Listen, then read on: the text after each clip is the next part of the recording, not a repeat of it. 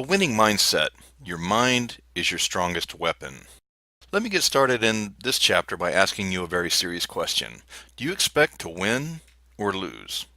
Pretty simple question, one would think, isn't it? Stop and think about that for just a second and come up with your answer. I find that the language many of my students really are speaking suggests that when faced with an opportunity of any description, they don't expect to win. Therefore, by default, they are setting themselves up to lose. Here's an example of what I hear when I start one of my first coaching calls with students that just bought one of my products or a competitor's products that I may have recommended. Well, we'll see how this product does for me. The last thing that I did didn't get me any results at all, so I'm hoping that I'm not getting myself into the same situation again. Does this sound like someone that is really ready to do whatever it takes to make this new product really work? Or does it suggest that they really do not expect any different result than what they experienced with the last product? The language you speak is simply a manifestation of the way that your mind thinks and the belief system that it has. The words coming out have to be thought, either consciously or subconsciously. What is your language? Is it positive or negative? Does every direction you seem to look point towards failure? Let's do the mirror test. First, I have another question to ask you. What do you see in your mirror? Do you see every imperfection, worry, or failure, or do you truly see the greatness you are created to walk in? What do you hear yourself say? Do you berate yourself with comments like, I'm overweight and I'm getting old? Or do you stand tall and say, I look great? I really believe that a mirror reflects much more than what your eyes see at a quick glance, if you really listen to the thoughts going inside your mind as you look into that mirror.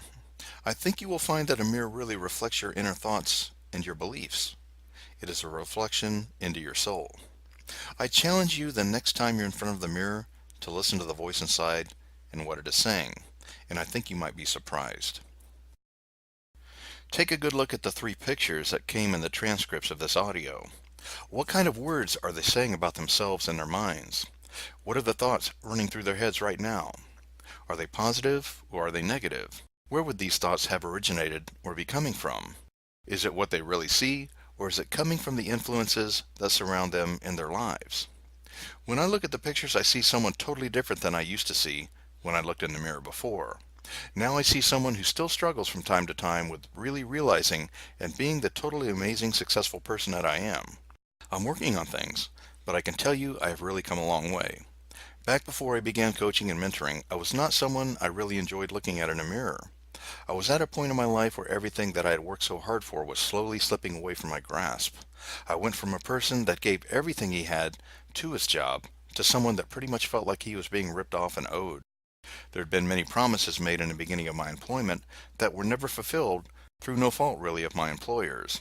Plans of the future that promised growth during my employment and retirement when the time came for it to end. Not much of that really happened because of the economy. Each day became just another day at what I looked at as a dead-end job until I finally gave in and found something else. I headed into factory work, which I had vowed to never do again in my life. But once again the promise of great benefits and retirement and high wages drew me in, and we began my brand new venture. 1 year into the job and talk of layoffs were flying around the plant, and due to my low seniority, I was on my way out. We were able to work for 1 more year before the layoff was to take place, but in the meantime, hours became less and less as the day of the layoff grew closer. The bills we had begun to get further and further behind because we were so far behind that my credit was in the dumps and my house was ready for the beginning of the foreclosure process. The phone rang off the hook from my creditors wanting money that I wish I had to give them. We just refused to answer the phone after a while, which did nothing to stop it from ringing. Quite possibly, you may understand where I am coming from when I tell you that I felt pretty worthless as a father and a husband, especially if you are a husband or father. I really think if you are a wife, you will know that as well as my wife could see things better than I had seen them myself. In my eyes, I was failing as a provider, and I was no longer successful because I was losing my job. For years, I was taught that if you did not have a good job that you could count on to support your family, that you were pretty much looked at as being a failure. If you got behind, you just worked more hours. As the layoff drew closer, my coach asked me what I was going to do now. My only answer was the only thing I knew. Go look for another job. My coach told me to check my email and I would find a plane ticket down to Atlanta, Georgia, where he lived, so that I could begin learning what he did for a living. Right away, I started putting up walls against the idea out of fear. My coach was telling me I was going to start up my own business, and although it was always a dream of mine, it was something I had never really seen myself capable of doing. Right away, I started to tell him how much money I did not have to do anything he was asking of me, which he right away said not to be worrying about, as he was going to take care of things until I got back on my feet. At that moment, I knew how my parents felt during their times of struggle while I was growing up. I remember them asking to borrow money from me to help buy groceries and things that they just didn't have. I never stopped to think how they must have felt. They were now asking the very ones they were supposed to be providing for help. Now my coach was helping me. It was a time for a bit of role reversal. I was no longer a mentor. I was the one being mentored. Needless to say, when I looked into the mirror, I saw the very person I was told I would be if I found myself in this kind of situation. A failure. I really do not know what the situation is that you're finding yourself in as you listen to this course. What I do know is that your situation is very close to you and is probably playing a big part in how you see yourself and what direction you see clearer for your life right now. Our current mindset plays a very big role in what direction we see clearer, success or failure. Pain precedes change. Remember, people don't change unless they experience enough pain with the way things are. Only then do we say, hey, enough already. Only then do we begin to look for new ways to figure out how to think, feel, act in a different direction. Only then do we stop looking for excuses that do nothing more than to set up roadblocks right in the middle of our success path, and also to try and protect us from the previous experienced pain so we don't need to go through it again. You can't make money and excuses at the same time. No matter what is going on in the world, you have a choice as to what you're going to create in your life. Leave excuses to the old you. Trust me when I say at this point in my life, I was to the point of experiencing pain, and I had a strong desire not to feel this pain any longer. But instead of wanting to make the necessary changes, I started to deal with the pain in a very different way. I started using excuses that I felt would prevent me from experiencing any more pain that would make me feel even more like a failure than I was already feeling. These excuses continued even after a successful launch, and they prevented me from earning a lot of money during the next 6 months. I had and used every excuse in the book, and have also heard all of them from my coaching students since I have begun helping others. It really is much easier to come up with an excuse instead of just taking the bull by the horns, as we say, and getting things accomplished. What's your excuse? I can't give up a regular paycheck. Invest, you want me to lose all of my money, don't you? I don't have any money to invest. I've tried that before. It'll never work. I'm not smart enough. My husband would never go for it. My wife would never understand. What would all my friends say if I fail again? I'm young. I've still got time. It's too late for me. I can't do that. I wasn't born with a computer attached to my umbilical cord. It is easier for the younger generation than it is for me. Now I want you to go back and listen to those excuses again when you get time. There's something about these particular excuses that I want you to notice. Each one of these excuses gives us a reason to put up a roadblock in our mind that will keep us from taking action that may result in pain we have experienced in the past. We are also using an excuse that puts the blame on someone or something else other than ourselves, so that we do not feel bad for not taking action. If we have experienced any kind of pain or negativity from our past failures, our mind will immediately begin looking for a way to prevent the pain from reoccurring when it is faced with a similar situation. We don't like to feel pain, and hey, I'm with you all the way on that one. But we will go ahead and take the risk, or we will just listen to these thoughts and back away from a possible negative experience again. It is all these negative kinds of thoughts that kept me from really putting everything into my business that I could. I had just come off from a 6-figure product launch, and my mind said, wait a second, right now everyone sees you as having done something pretty amazing with your life. What happens if you can't do it now on your own and the next attempt leads to failure? Where did these negative thoughts come from? I've never done anything like this in my life to have negative thoughts. After a 6-figure launch, one would think I would only have positive thoughts going on in my mind. Well, I did until something happened. I began answering support and found many of my customers wanting to know that if I thought I could have gotten the same results as I did without the support and help of my coach. Seems like a pretty innocent question to ask. They just wanted validation from me telling them that they were going to be able to get the same amazing results if they followed the instructions of the course they just bought. Something else I was seeing and hearing was coming from other successful marketers I was networking with. Again, it was completely innocent, but it had a negative effect with the way that my mind was functioning at the time. I would go to an event and several marketers were congratulating me on my launch. They were also making remarks about how awesome it was to have a successful son to help me get those results.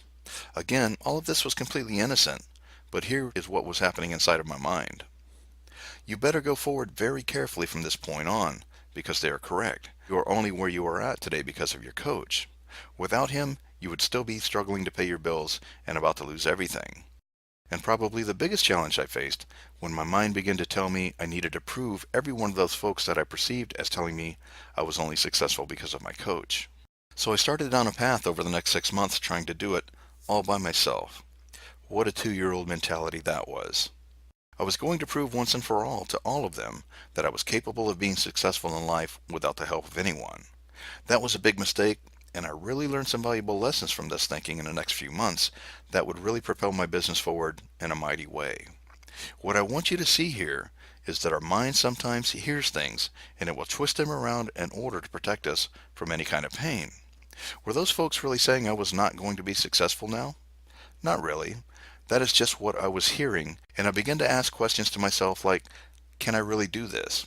Can I really afford not to go get another job so I can have a regular paycheck coming in again? Am I really smart enough to run my own business, especially one that involves a computer that I know nothing about? The excuses just began to flood my mind, and they restricted me for over 5 months. That is how long it took me by myself to get another product out on the market that most looked at as a failure. But we will save that story for later when we're talking about your irresistible offer and over-delivering value. What I really want you to see is that for the next 5 months, I prevented myself from making the money I deserved to make and was capable of making. Trying to prevent more pain in my life just led me right back to the same place I had started before my coach's help. I was right back to wondering how I was going to pay my bills, and the phone calls from creditors began once again. What would have happened if I would have begun to focus on the success I already had instead of dwelling on the possibility of failure?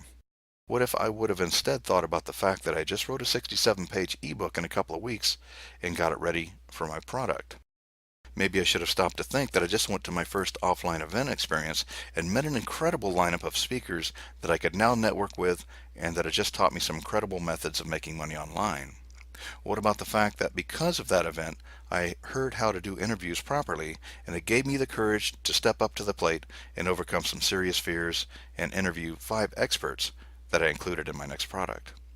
And what if I would have stopped to think that it was the help that got me to the place I was at that point, and it was the help that was going to get me to even greater places in my brand new life?